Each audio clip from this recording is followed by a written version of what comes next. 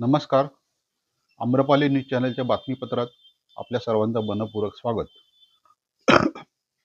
बहुजन विकास आघाडीच्या गटनेतेपदी माजी महापौर प्रवीण शेट्टी यांची निवड.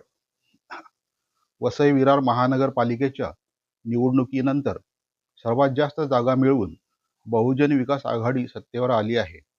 महापौरांचे आरक्षण अजून जाहीर झाले नसले तरी आज बहुजन विकास आघाडी आणि पक्षाच्या निवडून आलेल्या नगरसेवकांच्या बैठकीत माजी महापौर प्रवीण शेट्टी यांची निवड करण्यात आली. बहुजन विकास आघाडीचे मित्रपक्ष मनसे आणि काँग्रेसच्या निवडून आलेल्या 71 नगरसेवकांची विरार येथील विवाह महाविद्यालयात बैठक झाली. या बैठकीला निवडून आलेले बहुजन विकास आघाडीचे सर्व नगरसेवक हजर होते.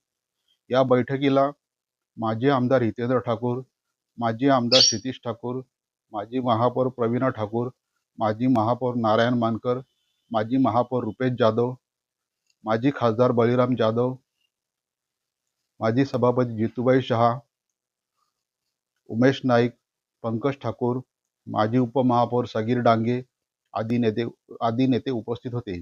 या बैठकीत माजी आमदार आणि बहुजन विकास आघाडीचे सर्व लोकनेते हितेंद्र ठाकूर यांनी पालिकेच्या गटनेतेपदी प्रवीण शेट्टी यांची निवड करण्यात आल्याची घोषणा केली. वृत्तसंकलन रमेश सोनावणे, संपादक आम्रपाली न्यूज चॅनल वसई विरार. चॅनलला लाईक व शेअर करायला विसरू नका. धन्यवाद.